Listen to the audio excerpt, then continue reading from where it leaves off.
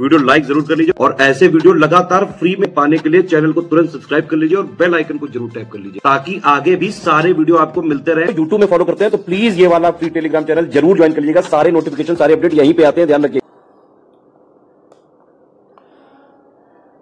नमस्कार साथियों, स्वागत है आप सभी का स्टडी फॉर सिविल सर्विसेज में। ये क्लास है हमारी मॉडर्न इंडिया की और मॉडर्न इंडिया में जो टॉपिक हमारा चल रहा है वो है कांग्रेस का लाहौर अधिवेशन। आज हम कांग्रेस के लाहौर अधिवेशन को पढ़ेंगे, समझेंगे या जानेंगे और इससे जुड़े इंपॉर्टेंट फैक्ट्स की हम लोग चर्चा करेंगे। देखिए, लाहौर अधिवेशन जो 1929 का है कांग्रेस का, काफ़ी महत्वपूर्ण है। क्यों महत्वपूर्ण है? क्योंकि ये जो अधिवेशन हुआ है ये हुआ है दिसंबर 1929 में। और साथियों 1928 में आई नेहरू रिपोर्ट, जिसमें कहा गया था कि भारत को दर्जा दे दो औपनिवेशिक राज्य का। मैंने पिछले वीडियो में आपको बताया था। लेकिन जैसे ही लाहौर कांग्रेस अधिवेशन हुआ और इस अधिवेशन के जो अध्यक्ष हैं वो है जवाहरलाल नेहरू, तो इस अधिवेशन की जो सबसे महत्वपूर्ण बात रही वो ये रही कि इसी अधिवेशन में साथियों पहली बार हमने पूर्ण स्वराज की मांग करी। यानी अब हमने यहाँ से तय कर लिया कि अब हमें टूटी फूटी आज़ादी नहीं चाहिए। अब राष्ट्रपति से लेके चपरासी तक हमारे लोगों का शासन होगा, हम लोग काम करेंगे। औपनिवेशिक राज्य जैसी चीज़ हमें अब नहीं स्वीकार है। तो सबसे पहली चीज़ तो यही है, आपको ध्यान रखना है कि लाहौर कांग्रेस अधिवेशन में पूर्ण स्वराज की मांग की गई। और भी महत्वपूर्ण चीज़ें हैं जिनके बारे में हम बात करके देखो जरा। 31 दिसंबर 1929 को भारतीय राष्ट्रीय कांग्रेस का वार्षिक अधिवेशन पंजाब प्रांत की राजधानी लाहौर में हुआ। इस ऐतिहासिक अधिवेशन में कांग्रेस के पूर्ण स्वराज पत्र का घोषणा पत्र तैयार किया गया। पूर्ण स्वराज का घोषणा पत्र तैयार किया गया और इसे कांग्रेस का मुख्य लक्ष्य बनाया गया, जो मैंने आपको बताया।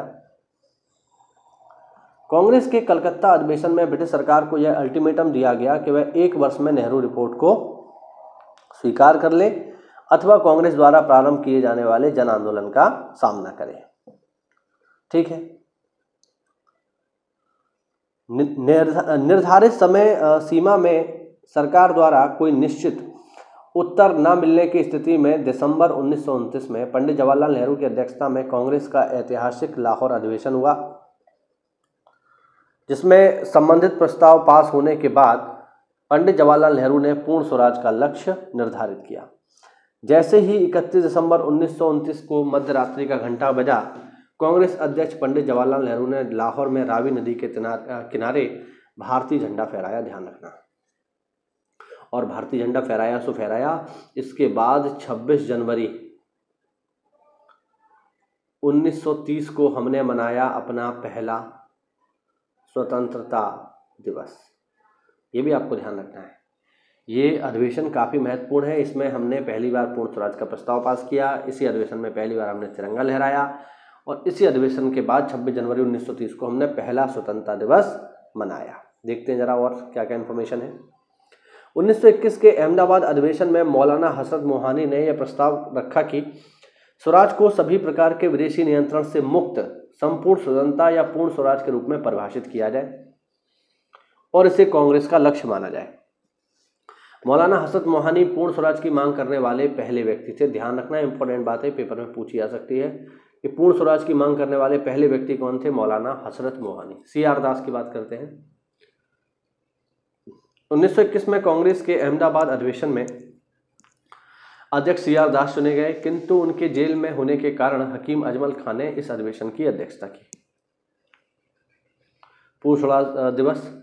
कांग्रेस कार्य समिति द्वारा 2 जनवरी 1930 को अपनी बैठक में यह निर्णय लिया गया कि 26 जनवरी 1930 का दिन पूर्ण स्वराज दिवस के रूप में मनाया जाएगा तथा 26 जनवरी को प्रत्येक वर्ष पूर्ण स्वाधीनता दिवस के रूप में हम इसको मनाएंगे। इस अधिवेशन में अपने अध्यक्षीय भाषण में बोलते हुए उन्होंने कहा कि आज सिर्फ हमारा एक ही लक्ष्य है और वो है स्वाधीनता। हमारे लिए स्वाधीनता का अर्थ पूर्ण स्वतंत्रता है। आचार्य विनोबा भावे गांधी जी के निकटतम सहयोगियों में से थे। गांधी द्वारा संचालित विभिन्न आंदोलनों में उन्होंने भाग लिया। 1930 में सविनय अवज्ञा आंदोलन में भाग लेते समय वो पहली बार गिरफ्तार हुए। आगे देखिए, कांग्रेस के लाहौर अधिवेशन में 31 दिसंबर 1929 को घोषित संकल्प में स्पष्ट किया गया कि गोलमेज सम्मेलन से कोई लाभ नहीं है। नेहरू कमेटी की डोमिनियन राज्य के दर्जे की योजना समाप्त की जाए। शब्द स्वराज का अर्थ है पूर्ण स्वतंत्रता। और लास्ट, अखिल भारतीय कांग्रेस जब उचित समझेगी नागरिक अवज्ञा आंदोलन प्रारंभ करेगी।